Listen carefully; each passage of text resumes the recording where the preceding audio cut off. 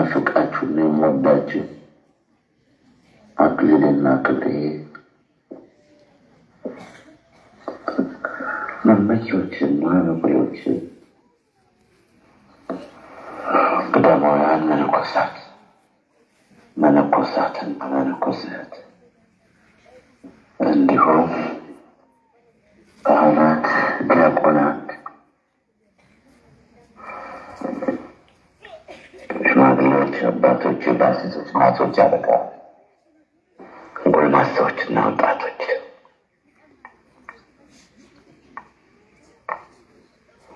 በወላጆቻችሁ ቅፍና ጀርባ ሆናችሁ የበረሃው ስብከት የምትከታተሉ የዛሬ አበቦች፣ የነገ ፍሬዎች፣ ሕፃናትን ሁሉ እንደምን አደራችሁ?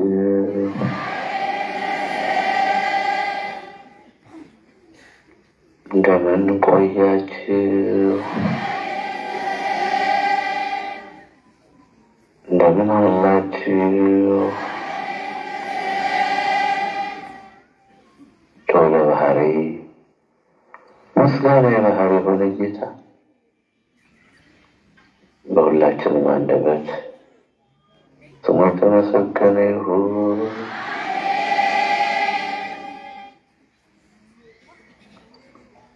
ስሙ የተመሰገነ ይሁን።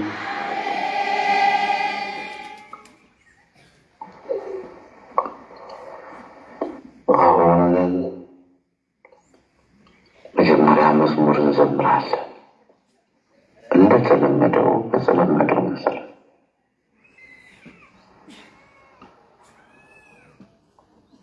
ጸሎተ ማርያም እማጸንሻለሁ፣ ውዳሴ ማርያም እለምንሻለሁ፣ የተዘወርኩ እማልድሻለሁ፣ ሳልለነ ቅድስት ነኝ አልኩ ጮኻለሁ።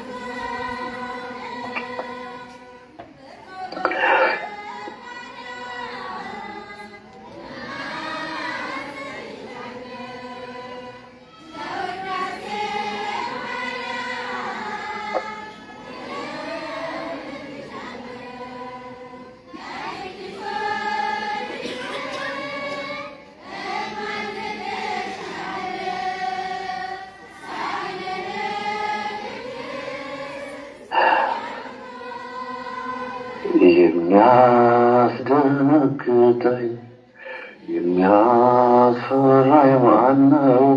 የሚያስደነግጠኝ የሚያስፈራኝ ማነው? እግዚአብሔር እረኛዬ ነው። እግዚአብሔር እረኛዬ ነው። የሚያስደነግጠኝ የሚያስፈራኝ ማነው?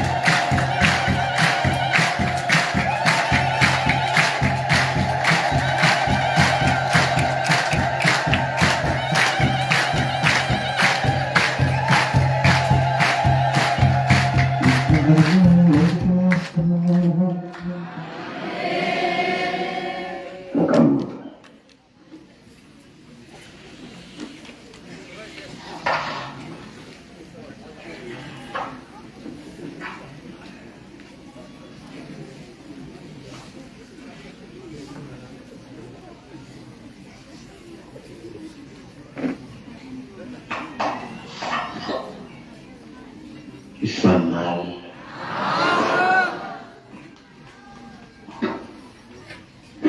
እናስተውል ወገኖች፣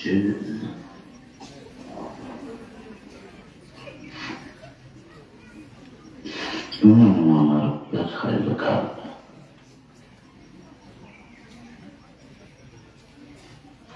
ይላል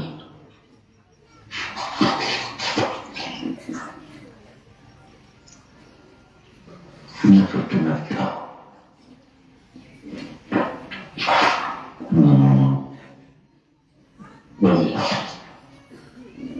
በዚህ ስለመነጋገር ይህ ሚኒስቴሩ በማተለሚ እዚህ ልቦናችሁ ከፍቶ ባለመቶ ፍሬ ለማሟላት የምንማማረው ለፍርድ መጣሁ በሚል ከፈሪሳውያን ከእሱም ጋር የነበሩት ይህን ሰምተው እና ደግሞ ዕውሮች ነን አሉት። ጌታችን አምላካችን መድኃኒታችን ኢየሱስ ክርስቶስ ዕውሮችስ ብትሆኑ ኃጢአት ባልሆነባችሁ፣ ነገር ግን አሁን ግን እናያለን ስላላችሁ ኃጢአታችሁ ይወርባችኋል። እርሱም መልሶ ጌታ ሆይ በእርሱ አምን ዘንድ ማን ነው? ጌታችን መድኃኒታችን ኢየሱስ ክርስቶስ አይተኸዋልን? ከአንተም ጋር የሚናገረው እሱ ነው። እሱም ጌታ ሆይ አምናለሁ አለ፣ ሰገደለት። ጌታ ኢየሱስ ክርስቶስ የማያምኑ እንዲሆኑ የማያዩ እንዲያዩ፣ የሚያዩ ደግሞ እንዳያዩ እንዲታወሩ ወደ እኛ ለፍርድ መጣሁ። ለፍርድ ነው የመጣሁት። የቤተልሔም ሕፃን ቆሮንቶስ ባሕታዊ ስደተኛ ኢየሱስ ክርስቶስ እንደዚህ ነው። እኔ ወደዚህ ዓለም የመጣሁት የሚያዩ እንዳያዩ እንዲታወሩ፣ የማያዩ ደግሞ እንዲያዩ ወደዚህ ዓለም ለፍርድ መጣሁ በሚል ርዕስ ነው። ያኔ ምስጢሩን ይግለጽልን። እናንተ ልቦናችሁን ከፍቶ ባለመቶ ፍሬ ለመሆንባችሁ ወደዚህ ዓለም ለፍርድ መጣሁ።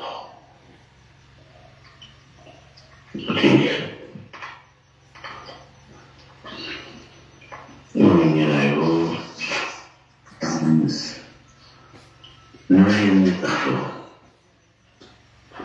እኔ የሚያምን ሁሉ በጨለማ እንዳይኖር እኔ ብርሃንን ሁኜ ወደ ዓለም መጥቻለሁ። ዮሐንስ ምዕራፍ 12 ቁጥር 16። እኔ ወደዚህ ዓለም የመጣሁት በፍርድ ነው። መድኃኔዓለም ኢየሱስ ክርስቶስ የተናገረው አንድ ሰው ከእናቱ ማኅፀን ጀምሮ ዓይነ ስውር ሆኖ ተወለደ። በዚህ ምክንያት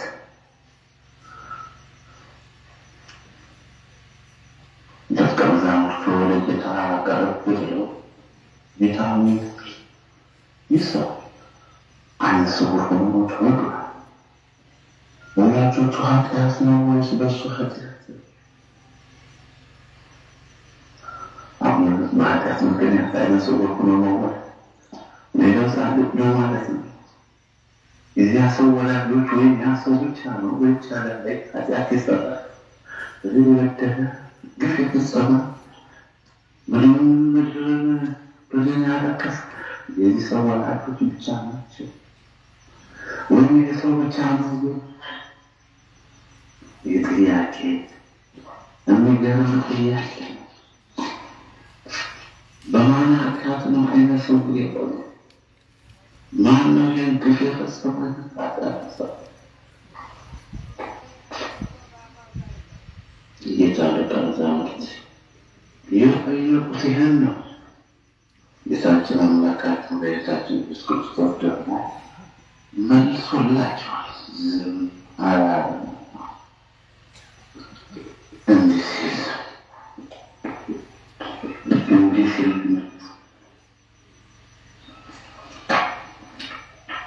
በዮሐንስ ወንጌል ተጽፏል። ሲያልፍም ከመወለዱ ጀምሮ ዕውር የሆነውን ሰው አየ። ደቀ መዛሙርቱ ይህ ሰው ዕውር ሆኖ የተወለደው ዕውር ሆኖ እንዲወለድ ኃጢአት የሠራ ማን ነው? እርሱም ወይስ ወላጆቹ ብለው ጠየቁ። በኃጢአት ጌታ ምንም እንኳን ነው ግን እግዚአብሔር በኃጢአተኞች ላይ ፈጽሞ ፍርድ አይፈርድምና እነሆ የሰው ልቡ እየከፋ ሄደ። እግዚአብሔር በመታገሱ እግዚአብሔር ሲሰርቅ ሲቀማ ሲያጭበረብር ዝም ብሎ በማየቱ እድሜ ለንስሐ እየሰጠ ሁሉን የሚችላል። እድሜ ለንስሐ እየሰጠ እግዚአብሔር አምላካችን ፈጣሪያችን መድኃኒታችን ሕይወታችን በምክንያት ኢየሱስ ክርስቶስ ታግሶ ዝም በማለቱ የሰው ልብ እየከፋ ሄደ። መክብብ ምዕራፍ 8 ከቁጥር 11 የተጻፈው ልክ ነው። እግዚአብሔር አሁን አንድ ነገር ሳስብ ቢፈርድ፣ አንድ ነገር ሳስብ ቢገስጸኝ መቼስ ሁሉም ስጋ ለብሷል። አሁን እኮ ሁሉን የሚችላል ማለት ወንጌል ሉቃስ ወንጌል መንግስት እንደጻፈ በሉቃስ ወንጌል ምዕራፍ 13 ቁጥር 6 እስከ 9 ድረስ እንዲህ ተጽፏል። አንድ ሰው በወይን ቦታው በለስን ተከለ። እሱም ዓመታትን አስቆጥሮ አሁንስ የመከር ሰዓት ነው ብሎ ከበለሷ ፍሬ ለማግኘት መጥቶ ገበሬዎችን ጠየቃቸው። ነገር ግን ያቺ በለስ ፍሬ አልነበራት። ሰውየውም እንዲህ አለ፣ እች በለስ ታፈራለች ብዬ ጠብቋል፣ ምንም ፍሬ አልተገኘባት። ቁረጧል። ብሩን አረከሰችው፣ ብሩን አጎሳቆለችው፣ ብሩን አበላሸችው። ገበሬዎች ግን ጌታ ሆይ እስኪ ዘንድሮን ታገሳት፣ የዘንድሮ ብያ ፍግና ፍስባት ውሃምና ጠጣትን ኮትኩቶ መሬቱን አነሳርሰን ተገኘውን ነገር እናድርግ። ይህ ሁሉ ሆኖ ባታፈራ ግን ትቆረጣል። የዘንድሮን ይህ ኃጢአታችንን ባያ በደላችንን ባያወቅ ደግሞ ሚያውላድ ያሳድራል፣ ደግሞ ሚያስመሻል፣ ያስረፍዳል። ኃጢአት ለበዛ ቀን የታተማችሁበት ቅዱሱ የእግዚአብሔርን መንፈስ አታሳዝኑት የሚል ተጽፏል። ኤፌሶን ምዕራፍ 4 ቁጥር 30 የእግዚአብሔርን መንፈስ አታሳዝኑት። መዝሙር 129 ቁጥር 2 ላይ ኃጢአትንማ ብትጠባበቅ ከፊትህ ማን በቆመ ነበር? ይህን ተጻፈው ሊሆን ይችላል። ደቀ መዛሙርቱ መምህር ሆይ የሰው ዕውር ሆኖ እንዲወለድ ኃጢአት የሠራ ማን ነው? እርሱ ወይስ ወላጆቹ ብለው ጠየቁ። ጌታችን አምላካችን መድኃኒታችን ኢየሱስ ክርስቶስም እንዲህ ብሎ መለሰ፣ የእግዚአብሔር ሥራ በእርሱ እንዲገለጥ፣ የእግዚአብሔር ሥራ በሰው እንዲገለጥ ነው። እርሱ ወይም ወላጆቹ ኃጢአት አሰሩ። የእግዚአብሔር ኃይል እንዲገለጥ እንጂ የእግዚአብሔር ኃይሉ ይገለጥበት ዘንድ እንጂ እሱ ወይም ወላጆቹ ኃጢአት ያልሰሩበት አልበደሉም። በእነሱም ወይም በእሱ ኃጢአት አይደለም። የእግዚአብሔር ኃይል የማዳን ስራው አምላካችን የማዳን ስራው ሊገለጥ ነው። ቀን ሳለ የላከኝ ስራ ላድርግ ይገባኛል። ማንም ሊሰራ የማይችልባት ሌሊት ትመጣለችና በዓለም ሳለሁ የዓለም ብርሃን ነኝ። ይህም ብሎ ወደ መሬት እንትፍ አለ። በምራቁም ጭቃ አድርጎ በጭቃው የዕውሩን ዓይኖች ቀባ። ሂድና በሰሌው መጠመጫ ተጠመቃ። ትርጓሜውም የተላከ ስለዚህም ሂዶ ታጠበ፣ እያየም መጣ። በዮሐንስ ወንጌል ምዕራፍ 9 ከቁጥር 4 ኃጥአን ከማኅፀን ተለዩ፣ ከሆድም ጀምረው ሳቱ፣ ክፋትንም ተናቁ።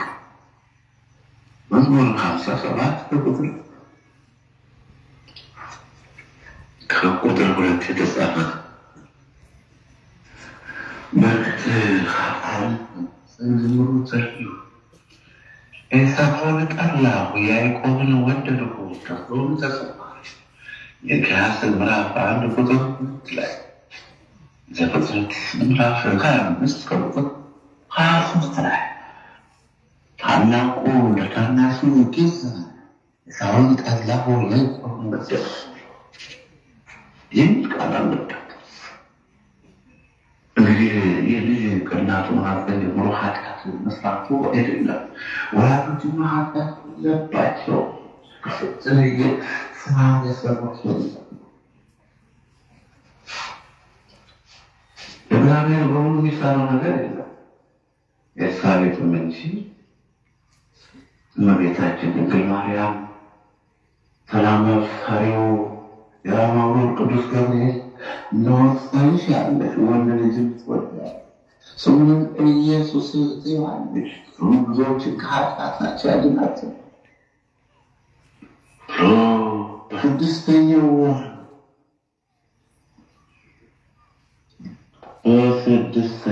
ወር ቅዱስ ገብርኤል ከሰጠው ወደ ድንግል ማርያም ወደ እመቤታችን ተላከ። ድንግልና ስሟ ማርያም ነው። ስሙ ማርያም ባትክሪ ትጸንሻለሽ፣ ወንድ ልጅ ትወልጃለሽ፣ ኢየሱስ ትዪዋለሽ እያለ አበሰራት። በዚህ ጊዜ እመቤታችን ድንግል ማርያም በሉቃስ ወንጌል ምዕራፍ 1 ቁጥር 26 27 28 የተጻፈ እመቤታችን ድንግል ማርያም ከናዝሬት ተነስታ ወደ ተራራማው አገር ወደ ኤፍሬም ወደ ዘካርያስ ቤት ገባች። ኤልሳቤጥንም አገኘቻት። ኤልሳቤጥም መንፈስ ቅዱስ መላባትና የጌቴ እናት ሆይ እኔ ወደ አንቺ መምጣት ነበረብኝ እንጂ አንቺ እንዴት ወደ እኔ ትመጣለሽ? አሁንም የሰላምታሽን ድምፅ በሰማሁ ጊዜ እዚሁ በማኅፀኔ በደስታ ዘለለና እሱ ምሳሌ የለም ከማኅፀኑ ዘሏል። ቅዱስ ዮሐንስ ከማኅፀኑ ብሎ በደስታ ዘሏል። የእመቤታችን ድምፅ ተሰማት። ሉቃስ ምዕራፍ 1 ከቁጥር 11 የተጻፈ ቃል። ይሁን እንጂ እሱ ወይም በወላጆች ኃጢአት አይደለም። እንዲህ ዓይነ ስውር ሆኖ የእግዚአብሔር ኃይል እንዲገለጥ ይፈርሳል። ምራቁን ዘፋ፣ ጭቃውን ለወሰ፣ ግንባሩን ቀባ። ወዲያውም ሂዱና በሰሌኑ መጠመጫ ተጠመቃ። ይህ ሰው እያየ ተመለሰ። እያየን የተመለሰ በዚህ ምክንያት ነው። እንግዲህ ቀኑ ሰንበት ነበረ። ሰንበትን አያከብርም፣ ከእግዚአብሔር አይደለም። የሰው ኃጢአተኛ ነው የሚሉት አለመግባባት ተፈጠረ በአይሁድ ምክንያት። ግማሹ ኃጢአተኛ ከሆነ እንዴት ሰው ኃጢአተኛ ዓለም ከተፈጠረ ጀምሮ የዕውሮችን ዓይን ማብራት አይችልም። መስማት የተሳናቸውንም የተሳናቸውንም ጆሮአቸውን አይከፍትም። ጆሮአቸውን መክፈት አይችልም።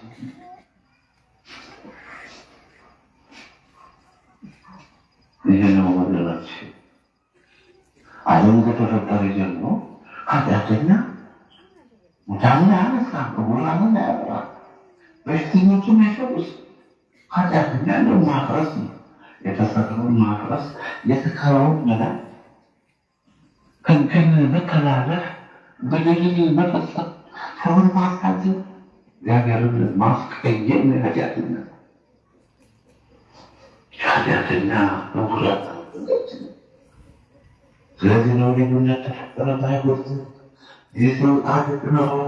የዚህን አይነት ሰዎች ከእናቱ ማኅፀን ወርዶ ተፈጠረ የወለደው ዓይኑን አበርቶለት።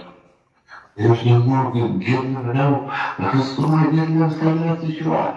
እለቱ ሰንበት ዓይነ ስውር የተፈወሰ ዓይነ ስውሩን መፈወስ እንደ ስራ ተቆጠረ። እንዲያደርገለት እንተታቆረጠ ነገር ግን ይህ ዓይነ ስውሩ ዓይን ስለበራ እነሱ ማየት የተሳናቸው ዓይነ ስውር ነበሩና በጨለማ ነው የሚበሰበሱት የሚወድቁ የሚመስሉትና ዕውሩ የዓይን መብራት ተበሳጩ፣ ተቆጡ። ወደ ምሳችን ልሄድላቸው ነው። እነዚህ የሚመጡት ለፍርድ ነው። እውነቱን እውነት፣ ውሸቱን ውሸት ለማለት የሚመጣው ዓለም እናንተን አይጠላችሁ፣ እኔም ግን ዓለም አይወድም። ስራው ከንቱ መሆኑን ግልጽ በታቅታ ዓለም ግን አይወድም። በዮሐንስ ወንጌል ምዕራፍ 7 ቁጥር 7 የተጻፈ ቃል ነው። ዓለም አይወድም ውሸት ውሸት ነው እየለበታል ስራውን ሳያጡ ብላችሁ በመስራው ስለምንገጽበት ዓለም አይወድም። ጌታ ኢየሱስ ክርስቶስ ነው። እኔ ለፍርድ ነው ወደዚህ ዓለም የመጣሁት። እንዴት ቆያችሁ? ለፍርድ ነው ወደዚህ ዓለም የመጣሁት ይላል ጌታችን አምላካችን መድኃኒታችን ኢየሱስ ክርስቶስ። ፍርዱን እውነቱን እውነት፣ ሐሰቱን ሐሰት እየተፈረደ ይሆናል። አምላካችን መድኃኒታችን ኢየሱስ ክርስቶስ ጌታ በተሰቀለ ጊዜ አሁንም በሉቃስ ወንጌል ምዕራፍ 23 ላይ ቁጥር 39 ከተሰቀለ ከሞተ በኋላ አንተስ ክርስቶስ አይደለህም? ራስህንም እኛንም አድን ብሎ ወሰደው። ሁለተኛው ግን መልሶ አንተ እንደዚህ ባለ ፍርድ ሳለህ እግዚአብሔርን አትፈራውምን? እኛ ስላደረግነው የሚገባንን እንቀበላለን። በእኛ እውነተኛ ፍርድ ነው። ይህ ግን ምንም ክፋት አልደረሰበትም። ይህ ግን ምንም ክፋት አላደረገም። ይህ ግን ምንም ክፋት ምንም ኃጢአት አልሰራም ብሎ ገሰጸ። እኛ ስላደረግነው የሚገባንን እንቀበላለን። በእኛ እውነተኛ ፍርድ። ይህ ግን ምንም አላደረገም ብሎ ገሰጸ። ይህ ሰውዬት በመንግስት በመጣ ጊዜ ያስፈልገኛል። ጌታችን አምላካችን መድኃኒታችን ኢየሱስ ክርስቶስ እውነት እውነት እልሃለሁ ዛሬ ከእኔ ጋር በገነት ትሆን። ጌታም ደመ ማኅተሙ ሰጥቶ ከአብርሃምና ከይስሐቅ ከያዕቆብ ከዳዊት ወንድ እንደገና ቦታ አስቀድሞ አምላክነቱን ተረድቶ ሰውነቱን ተመልክቶ የቤተ መቅደሱ መጋረጃ ከሁለት ሲገለጥ ሙታን ሲነሱ መቃብራት ሲከፈቱ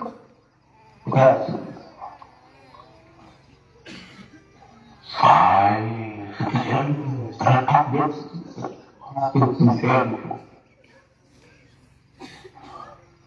ሰባቱን ታምራት ተመልክተውኛል። ተደርጎ አቤቱ በመንግሥት ስለኛ ሁለተኛው ፈራጅ መድኃኒዓለም ኢየሱስ ክርስቶስ ደግሞ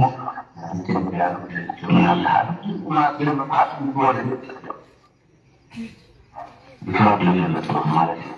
እውነተኛው በግራ የተሰቀለውን እንደ ስራው ከፍሎታል። በቀኝ የተሰቀለው ደግሞ ማኅተሙ ሰጥቶ በቤት ተፈርዶታል።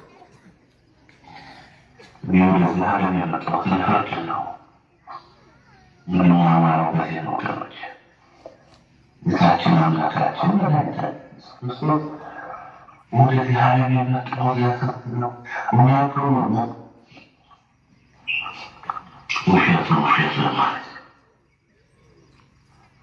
እግዚአብሔር ፍርድ በመፍረድ የታወቀው መዝሙር 9:16 መዝሙር 9:16 እንዴት ቆያጅ ነው።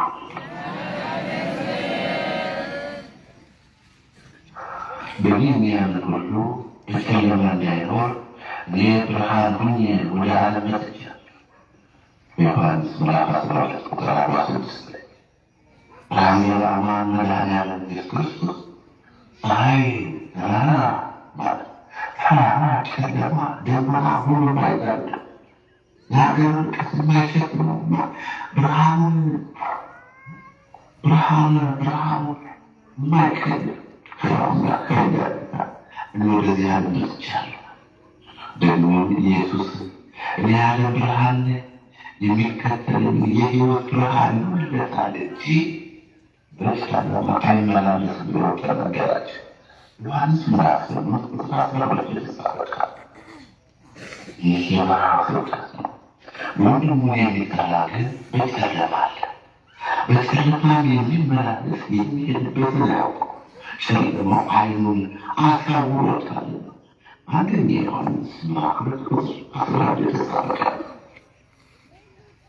የነቢዩን የኢሳይያስን መጽሐፍ ሰጡ። መጽሐፉንም በተረተረ ጊዜ የጌታ መንፈስ በእኔ ላይ ነው፣ ለድሆች ወንጌልን እሰብክ ዘንድ ቀብቶኛል፣ ለታሰሩት መፈታትን፣ ለዕውሮች ማየትን እሰብክ ዘንድ፣ የተጠቁትን ነፃ አወጣ ዘንድ፣ የተወደደችውን የጌታን ዓመት እሰብክ ዘንድ ልኮኛልና ተብሎ የተጻፈው ስፍራ አገኘ። ተብሎ ከተጻፈው ስፍራ ደረሰ።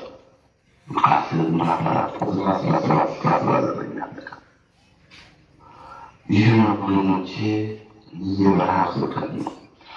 ብርሃንንም ወደ ዓለም ስለመጣ ሰዎችም ስራቸው ክፉ ነበርና ከብርሃን ይልቅ ጨለማን ስለወደዱ ፍርድ ነው።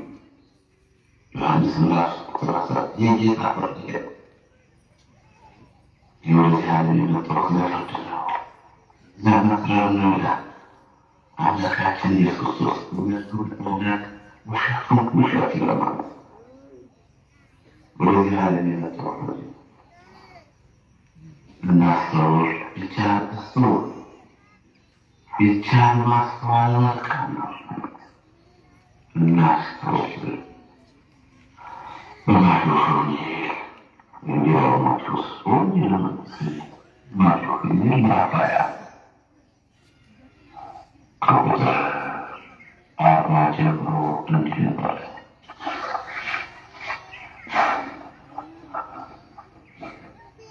እንዲህ ይላል።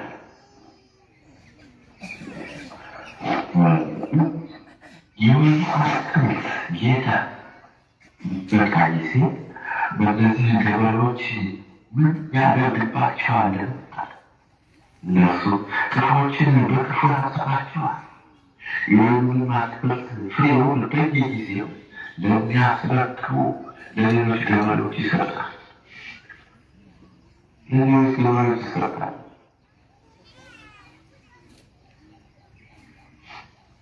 ለሌሎች ገበሬዎች ይሰጥ።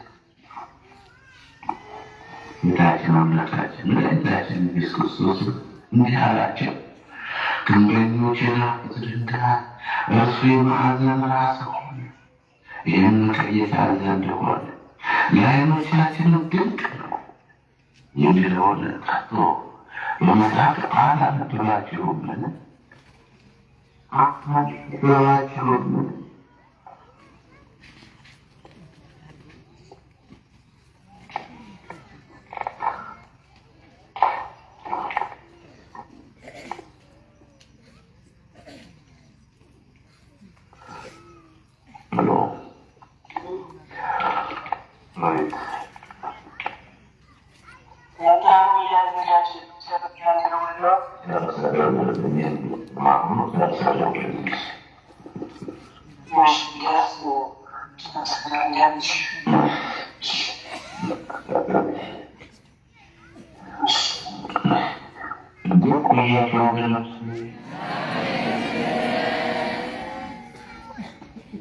እንደምን አላችሁ?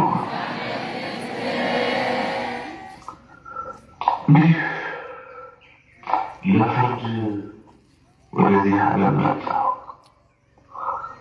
ያለ ጌታ መድኃኒዓለም ኢየሱስ ክርስቶስ ነው። እነሱ ክፉዎችን ለክፉ ያጠፋቸው የወይኑን ፍሬውን በየጊዜው ለሚያስረክቡ ለሌሎች ገበሬዎች ይሰጣል አለ። ኢየሱስ ክርስቶስ እንዲህ አላቸው፣ ግንበኞች የናቁት ድንጋይ እርሱ የማዕዘን ራስ ሆነ። ይህም ከጌታ ዘንድ ሆነ፣ ለዓይኖቻችንም ድንቅ ነው የሚለውን ቀጥሎ በመጽሐፍ አላነበባችሁምን? ስለዚህ እላችኋለሁ የእግዚአብሔር መንግሥት ከእናንተ ትወሰዳለች። ፍሬዋን ለሚያደርግ ሕዝብ ይሰጣል። ፍርዱማን ጌታ ፍርድ ነው። ፍሬዋን በየጊዜዋ ለሚያስረክቡ ለታማኝ ገበሬዎች፣ እውነተኛ ገበሬዎች፣ ለታታሪ ገበሬዎች መሬቱን አለሳልፈው አፋርሰው ሰርዶውን በጣሰው በመማይወጋውን እርሻ በክረምቱ የክረምቱን ድካም ጣሩንና ጭቃውን ሳይሰቀቁ በትክክል ደክመውና ሁሉም በወራቱ ፍሬዋን በየጊዜዋ ገበሬዎች የመጀመሪያው ገበሬዎች ፍሬውን ያሉት ከተናጥን ገበሬዎች ብትላቸው ለምድሯቸው በድንጋይ ወገሯቸው። ጌታን በጉቤን ከዚህ ያለ ይህ በምሳሌ ጌታ መድኃኒዓለም ኢየሱስ ክርስቶስ መንግሥተ ሰማያት ቀርባለች ምሳሌ ከኃጢአታችሁ ተመለሱ፣ ከበደላችሁ ተመለሱ፣ ከኃጢአታችሁ ወደ ንስሐ ግቡ እያሉ ነቢያት የነበረው ያለውን መጥተዋል። ይህ ትምህርት እየተናገሩ ያስተምሩ አላውያን ነገሥታት፣ ሐሰተኞች ካህናት የጣዖት ካህናት በድንጋይ ወገሯቸው፣ በሰይፍ ቆረጧቸው፣ በነቢያት ተረተሯቸው። ነቢያት ቀጥሎ ጌታ ሐዋርያትን ሰደደ። ሁሉንም ልጆች እንደዚህ ያደረጉ እሱ ግን ልጆች ያፈዛል ብሎ ገበሬው የሚናገር ደግሞ መድኃኒዓለም ኢየሱስ ክርስቶስ ነው። መድኃኒዓለም ኢየሱስ ክርስቶስ ልዩና በየሰባቱ ነው ብለው አውጥተው ገደሉት። በቀራንዮ ተሰቀለ። ስለኛ የመጡ ቸሩ መድኃኒዓለም አማኑኤል እግዚአብሔር ከእኛ ጋር፣ ስለኛ የሞተው ጌታ፣ ስለኛ የተሰቀለ ጌታ በማቴዎስ ወንጌል ምዕራፍ 21 ከቁጥር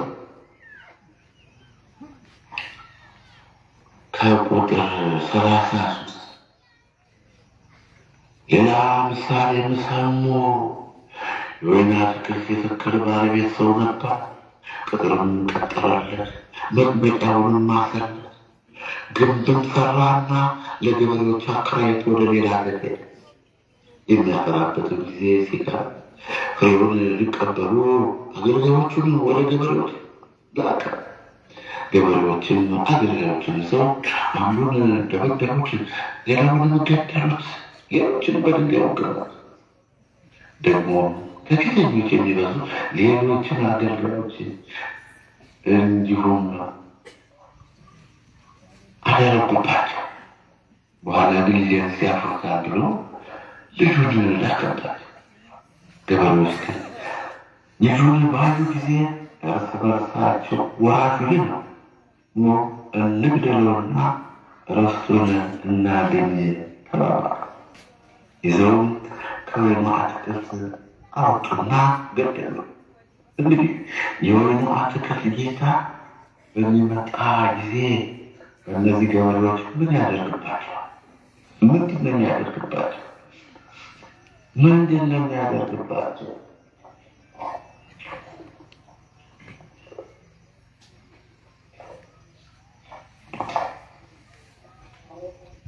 እሺ ጨርስና ምልክት ያደርግባቸዋል።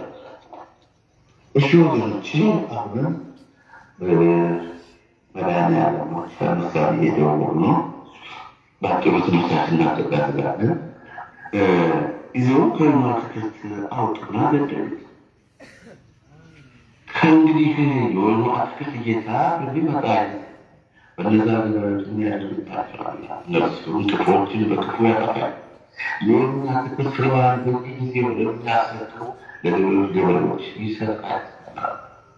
ጌታችን አምላካችን መድኃኒታችን ክርስቶስ ማለት ነው ግንበኞችና ወስድናደርሱ ማዕዘናቸው ይህም ከጌታ ዘንድ ሆነ ለዓይኖቻችን ድንቅ ነው የሚለውን ከቶ በመጽሐፍ አላነበባችሁም? ስለዚህ ላለው የእግዚአብሔር መንግሥት ከእናንተ ትወሰዳለች፣ ፍሬዋን ለሚያደርጉ ሕዝብ ይሰጣል። እዛም ድንጋይ ላይ የሚወድቁ ይቀጠቀጣሉ፣ ድንጋዩን ግን የሚወድቅበት ሁሉ ይቀጨዋል። የካህናት አለቆችና ፈሪሳውያን ምሳሌዎችን ሰምተው ስለ እነርሱ እንደተናገረ አስተዋሉ። ይዙትን ሲፈልጉ ሳሉ ብዙ እንደ ነቢይ ስላዩ ፈሯቸው ይባል። እንግዲህ ይህ ማለት ሊቃነ ካህናት በነበሩበት ዘመን አንተ ዮናን ስምዖን ሆይ ይላል። ይህች ለእስራኤል ቤተክርስቲያን እንሰራለን ያንን ጌታ ይስባል። ሊቃነ ካህናት ሐዋርያትን ሾመባቸው፣ አስቀመጠ። ነው ፍርዱ፣ የጌታ ፍርድ ነው።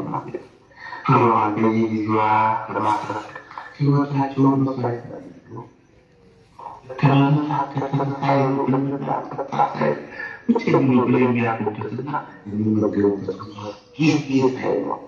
ድንጋዩን የሚያገለግሉ ለድንጋዩ ሕይወታቸውን አሳልፍ ይመስላል። መልካም እረኞችን ፍሬዋን በየጊዜዋ የሚያስረቅ መልካም እረኞችን ሲሆን ማስራበት አለሞቶ ምክሮዝኑ ሰራተኞች ሴቶች ናቸው እንደተባለ ወገኖች፣ እንግዲህ ትምህርታችን እናጠቃልና ወደ ሌላው አገልግሎት ዞር የምንለው ለጊዜው ይህ የበረሃው ስብከት ነው። ርዕሳችን መለስ ብለን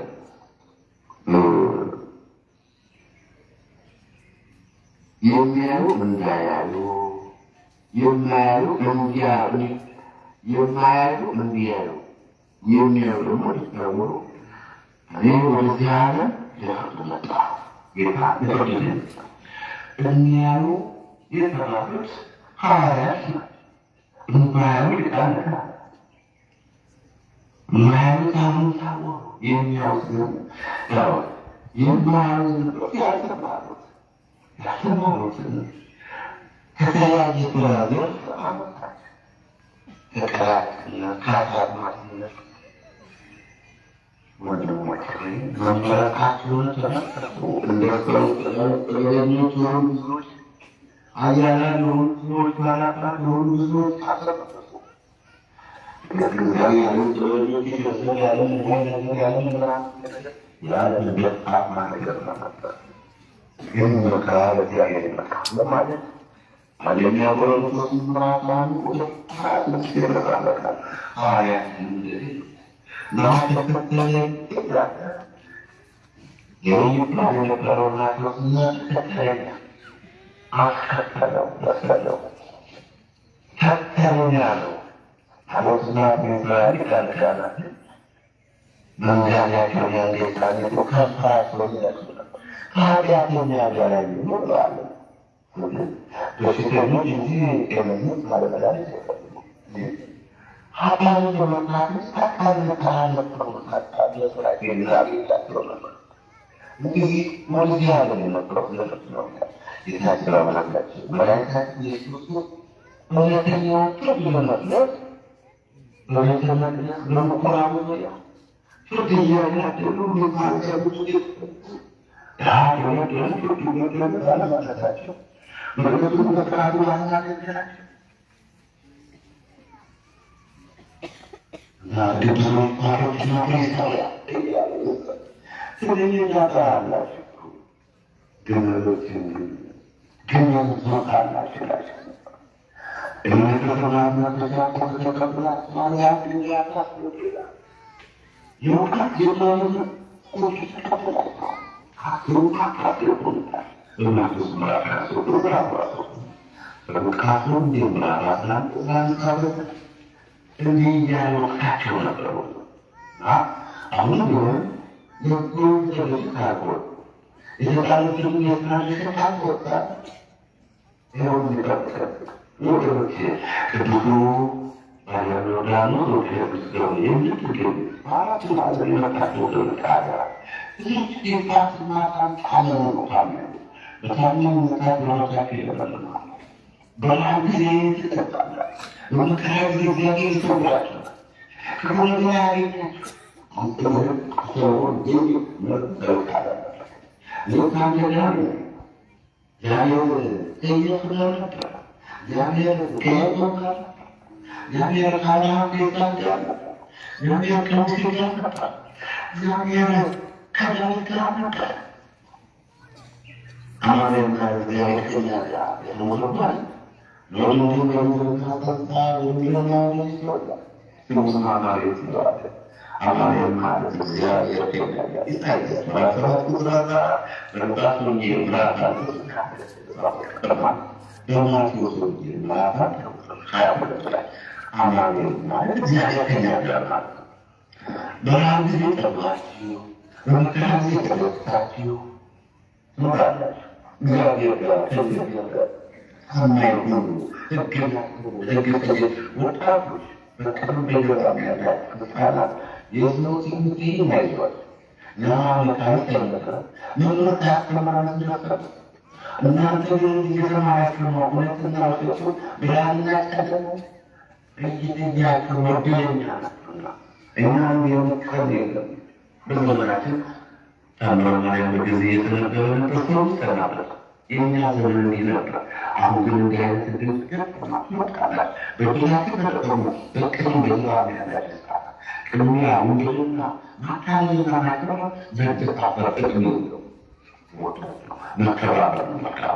ማክበር መከባበር ሕግን መጠበቅ ለሕግ ተገዥ መቆም መቼም የዛለ ነው። በፍቅር በምክር በሰላም ይኸው ለፍርድ ላይ መጣሁት ያው ማለጃ ሙሉ ማይከፈል ሙስና ማይበልጥ አራታና በድር የሰው ፊታቸውን ማዳላለ እውነት ይኸው የፍርድ ነው የመጣሁት ጌታችን አምላካችን መድኃኒታችን ኢየሱስ ክርስቶስ እንዲህ ነው። እንግዲህ ወገኖች ጲላጦስን አሁን ይላሉ። ጲላጦስን እንግዲህ ንጉሥ ነህ አለው። ጌታችን መድኃኒታችን ኢየሱስ ክርስቶስ መልሶ እኔ ንጉሥ እንድሆን አንተ ትላለህ። እኔ ለእውነት ልመሰክር ስለዚህ ወርጃለሁ። ስለዚህ በቃል መጥቻለሁ። ከመነገረን ሁሉ ድምፄን ሰማሁ። ጲላጦስ እውነት ምንድን ነው? ይህንን ብሎ ታዘዘ። ወደ አይሁድ ወጥቶ አንድ ብር እንኳን አላገኘሁበት ማለት ነገር ግን በፋሲካ አንድ የቀታላችሁ ይሆናል ያላችሁ እንግዲህ የአይሁድን ንጉሥ ልታላችሁ ትወዳላችሁ። ሁሉም ይወደድ ይፈቀድ በማለት ትርታለ ኢየሱስን ስቃይ ተወላቷል። በዮሐንስ ወንጌል ምዕራፍ 18 ቁጥር 37 ያንን ጻራፊ ነው ይሰቀል ይሞት ያለው እጃቸውን ማውጣት ተቻታቸውን መከር አንተ ግን በምድር ማሰራራት ህዝብን ማራርን ነው እንደዚህ ነበርና ነገር ግን ጌታችን አምላካችን መድኃኒታችን ክርስቶስ ወደዚያ የመጣው ሊያካርድ የመጣው የማያዩ እንዲያው የሚያዩ እንዲታወቁ የሚያምታው በማቴዎስ ወንጌል ችልበልላቸውና መፍትሄን እጨርሳለሁ ማቴዎስ ምዕራፍ 13 ቁጥር 1 ይላል። በዚያ ጊዜ ጌታችን መድኃኒታችን ኢየሱስ ክርስቶስ ለሕዝቡና ለደቀ መዛሙርቱ እንዲህ ብሎ ነገራቸው። ጻፎችና ፈሪሳውያን በሙሴው ተቀምጠዋል። ስለዚህ ያዘዝኳችሁ ሁሉ አድርጉ፣ ጠብቁ። የተናገሩ አደረጉትና እንደ ስራቸው እንደ ስራቸው የኖሩ ፍርድ ነው። ከባድና አስቸጋሪ ሲከተሉ በትክክሽና እነሱ ግን በጣፋቸው ሊመቁጠሩ ለሰውን እንዲታሉ ስራቸውን ሁሉ ያደርጋሉ። ስለዚህ አፍን ክታባቸውን ያሰፋሉ፣ ዘርፍን ያስረዝሙ። በምሳሌ የከበሬታ ስፍራ በቡራው የከበሬታ ወጣ በገበያ ሰላም አና መምህርና ነገሩ ተብለው እንዲጠሩ እናንተ ግን መምህር ተብላችሁ አትጠሩ። መምህራችሁ አንድ ስለሆነ እናንተ ሁላችሁ ወንድማማች ናችሁ። አባታችሁ አንድ እርሱ የሰው ነው። በምድር ላይ ማንን አባት ብላችሁ አትጠሩ። ሊቃችሁ አንድ እርሱ ክርስቶስ ነው። ሊቃችሁ ሊቃውንት ተብላችሁ ከእናንተ የሚበልጠው አገልጋያችሁ ይቆጣል። ራሱን ከፍ የሚያደርግ ከሁሉ ይዋረዳል፣ ራሱን የሚያዋርድ ከፍ ይላል በማለት በማቴዎስ ወንጌል ምዕራፍ 23 ቁጥር 1 ጀምሮ የተጻፈ ነው። እንግዲህ እናንተ ብዙ ጻፎች እና ፈሪሳውያን ከአይሁድና ከእስራኤል ተከሙሉ አሳፍ ስለምታወጡ ፍርድና ምሕረትን ታማኝነት በሕግ ያለው ዋና ነገር ስለምታው ወዮላችሁ። ሌላው ትታችሁ ይህንን ልታደርጉ ይገባችሁ ነው። እናንተ ዕውሮች መሪዎች ተለኝን የምታጠቡ ግመልን የምትውጡ እናንተ ብዙ ጻፎችና ፈሪሳውያን በውስጡ ቅሚያና ስስት ሞልቶ የሰውን የወጭቱን ውጭ ስለምታጠሩ ወዮላችሁ እያለ እንዲህ ገሥጻቸዋልና ጌታችን አምላካችን መድኃኒታችን ኢየሱስ ክርስቶስ እንዲህ ነው። ከዛም ተያይዞ እንግዲህ እነሆ ማደሪያውን የለቀቀ በድሩ ያልተጠቀመ ይለዋል ይሁዳ። ሹመቱ ሌላ የወሰደ መምህሩ ምድረ በዳ ተብሎ በመዝሙር 108 ቁጥር 6 ላይ የተጻፈ ሐዋርያው ቅዱስ ጴጥሮስ የሐዋርያው ሥራ ምዕራፍ 1 ቁጥር 16 ላይ እንዲህ ይላልና ወንድሞች ሆይ ኢየሱስን ሊይዙት ለሕዝብ መሪ ስለሆናቸው ስለ ይሁዳ መንፈስ ቅዱስ አስቀድሞ በዳዊት የተናገረው የመጽሐፍ ቃል ይፈጸም ከእኛ ጋር ተቆጥሮ ነበርና ስለዚህም አገልግሎት ታድሎ ነበር። ይህ ሰው ከመጽሐፍ ጋር መሬትን ገዛ፣ በግንባሩ ፍርድ ከመካከሉ ተሰነጠቀ፣ አንጀቱን ሁሉ ተደረገ። በኢየሩሳሌም እንደሚኖሩ የታወቀ ስለዚህም ያ መሬት ቋንቋቸው ታማ ተብሎ ተጠራ። እርሱ የደም መሬት ማለት ነው። በመዝሙር መጽሐፍ መኖሪያው ምድረ በዳ ሆነ፣ የሚኖርባት ደግሞ ሹመቱ ሌላ ይወሰዳል ተብሎ ተጽፏል። ስለዚህ ከዮሐንስ ጥምቀት ጀምሮ ከእኛ ዘንድ ካረገበት ቀን ድረስ ጌታ ኢየሱስ ክርስቶስ በእኛ መካከል በገባበትና በወጣበት ዘመን ሁሉ ከእኛ ጋር አብረው ከነበሩ ሰዎች ከእነዚህ አንዱን ከእኛ ጋር የትንሣኤው ምስክር ይሆን ዘንድ ይገባናል። በዛን ሰዓት ተጣጣሉ ሲጸልዩ የሁሉ ልብ የምታውቅ አንተ ጌታ ሆይ ይሁዳ ወደ ገዛ ራሱ ስፍራ ይሄድ ዘንድ በተዋል በዚች አገልግሎትና ሐዋርያነት ስፍራ እንዲቀበል የመረጥከውን ከእነዚህ ከሁለቱ አንዱን ሹመው ዕጣውን ተጣጣሉላቸው። ዕጣውን ለማትያስ ወደቀ። ከ11 ሐዋርያት ጋር ተሰጠ። ይሁዳ ወጣ። እንደገና ማትያስ በይሁዳ ፈንታ ገባ።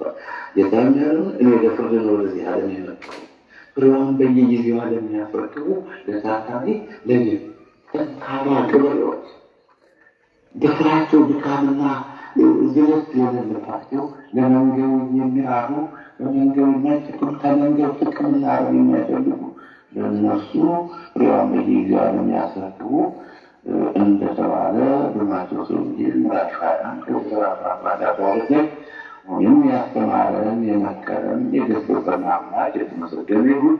እርሳችን ወደዚህ ዓለም ለፍርድ መጣ። ለምንድን ነው? ላለመጣችሁ ያመሰግናለሁ ወገኖቼ። እንደተለመደው በዘመኑ አድርገን እንዳንማማር ሌላ ስራ ስለተቀኝ እንግዲህ አሁንም ሁሉንም የሚችል አምላክ ደግሞም በሶስት ፕሮግራም በመገናኘት ያበቃ። ያለመጣችሁ አመሰግናለሁ። ጨርሻለሁ።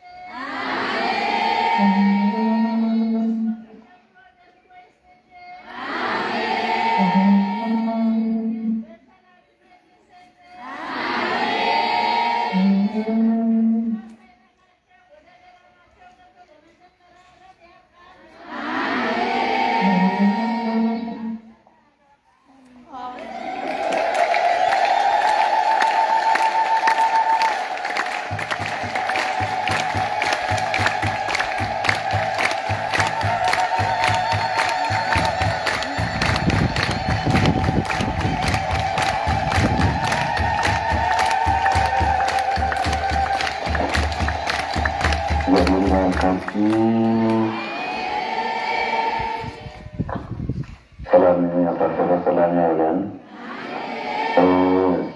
የተሰወረውን መስዋዕት የተጸለየውን ጸሎት የሚሰራውን ብልሃት የበረከት ስራ አምላክ ኃያል ጌታ እሱ በቸርነቱ በምሕረቱ ያስብልን። የታመማችሁ ለስላከባችሁ ሩቅም ቅርብም የመጣችሁ ወገኖችም ለጽድቆች ድናችሁ ለመመስከር ያብቃችሁ። ወይም ደግሞ በአራቱት ትምህርት ጠዋትና ማታም በመንፈስ ፊታቸው ላይ የምንጮኸው እንድትድኑ እንድትለወጡ ወጣቶች ሀገር ልጆች አይዟችሁ፣ ሰርታችሁ ብሉ፣ ስራችሁን ይባርክልን፣ ሀገራችን ይጠብቅልን። የነገሰዎች ወገን በሰፍ ፕሮግራም ተገናኝተን ቸሩ ነገር ለመመራመር ለመመካከል ያብቃን። ጠላቶቻችን ታገሱ፣ ተመለሱ፣ በብደን በክፋት በተንኮል የሚያስቡትን ሰይጣንና ሰራዊቱን በመንቀሉ ምክር ያሳልን፣ በቆፈሩ ገደል ይሰትን፣ በአጠመዱት ወጥመድ ይሰባብርልን። አምላክ እንደ ዋህነታችን እንደ ሞኝነታችን በቸርነቱ ይጠብቀን። አባታችን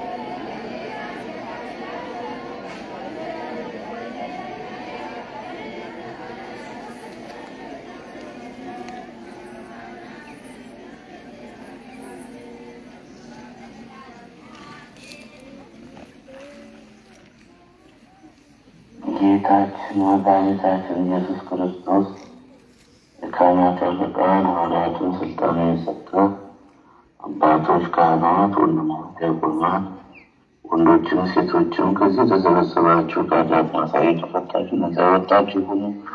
ለእኔም እናንተን ለመንግሥተ ሰማያት የበቃ ተዘጋጁ ያደረገንን እንዲሁ ማረነ ክርስቶስ እንበል 12 ጊዜ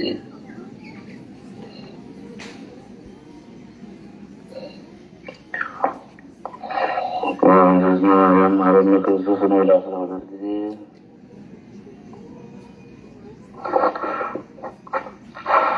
ኢየሱስ ክርስቶስ ያደረገና መድፈራሳና መድፈር ሰጣኑን ማይሰራ ኃጢአት እግዚአብሔር ይባርካችሁ። እኔን መስጠበት በሰራን ኃጢአት ማሰር የተፈታን ሸጣን ያርግ ያልፋን ከሚሆን ያዝማን ከሚሆን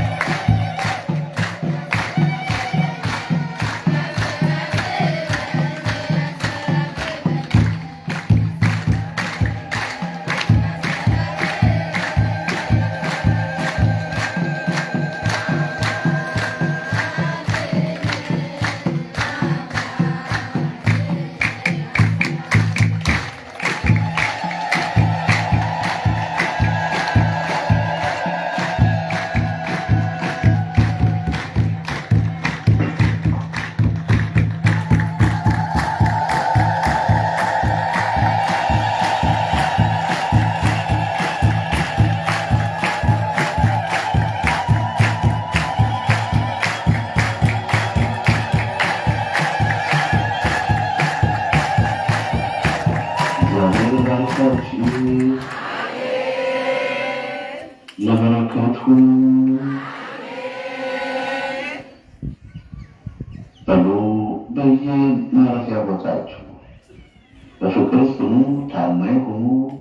እግዚአብሔር መጨረሻችሁን ያሳምርልን። ሌሊቱን ባርኮ ሁላችንም የሰላም ባለቤት እናንተ ቀኑን ባርኮ ሰላም ያውላችሁ፣ በእኛ ደግሞ ሌሊቱን ባርኮ በሰላም ያሳድራል። ጨርሻለሁ።